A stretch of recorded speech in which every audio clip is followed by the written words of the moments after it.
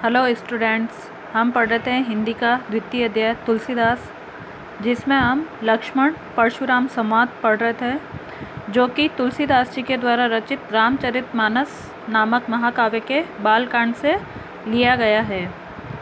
शिव धनुष तोड़े जाने पर परशुराम जी बहुत ही क्रोधित है और इसी पर लक्ष्मण और परशुराम जी के बीच विवाद हो जाता है। लक्ष्मण जी बार बार अपनी व्यंग्यपूर्ण बातें कह कहकर परशुराम जी को चिढ़ा रहे हैं। अब देखिए आगे, कहेउ लखन मुनि सील तुम्हारा, को नहीं जान विदित संसारा।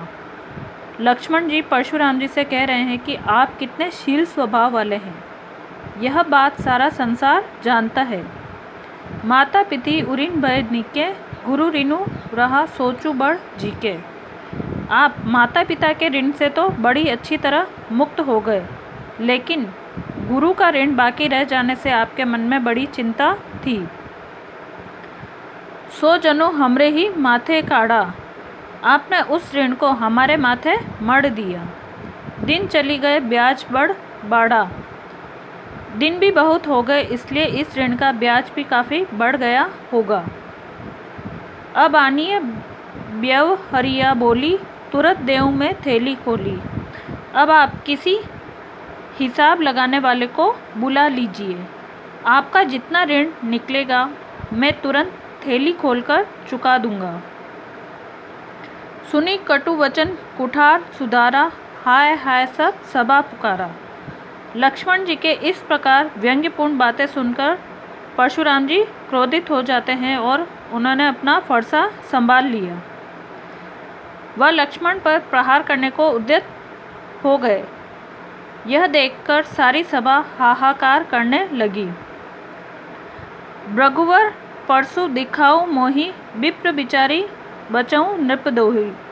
इतने पर भी लक्ष्मण चुप नहीं हुए और बोले, हे भृगुवंशी, आप मुझे फरसा दिखाकर डराना चाहते हैं। अरे क्षत्रियों के शत्रु, आप ब्राह्मण हैं, इसलिए मैं आपसे युद्ध करने से बच रहा हूँ।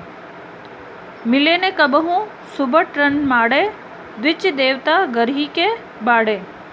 आपका अभी तक युद्ध में अच्छे योद्धाओं से पाला नहीं पड़ा, आप घर में ही वीर बने हुए हैं।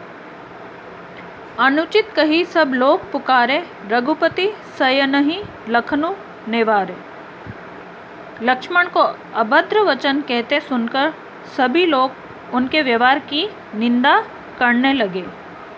तब राम ने नेत्रों के संकेत से लक्ष्मण को अधिक बोलने से मना किया। लखन उतर आहुत सरिस, भृगुबर कोपु कृसानु। कृसानु यानी अग्नि। परशुराम की क्रोध रूपी अग्नि को लक्ष्मण के उत्तर आहुति के समान भड़का रहे थे। एक तो उनको क्रोध आ रहा और ऊपर से और लक्ष्मण व्यंग्यपूर्ण बातें कहकर उनके क्रोध को और अधिक भड़का रहे थे। बढ़त देखी जल सम वचन, बोले रघुकुल भानु। तब क्रोधाग्नि को बढ़ते देखकर राम ने जल के समान शीतल वचन बोलकर परशुराम के क्रोध को शांत करने का प्रयास किया।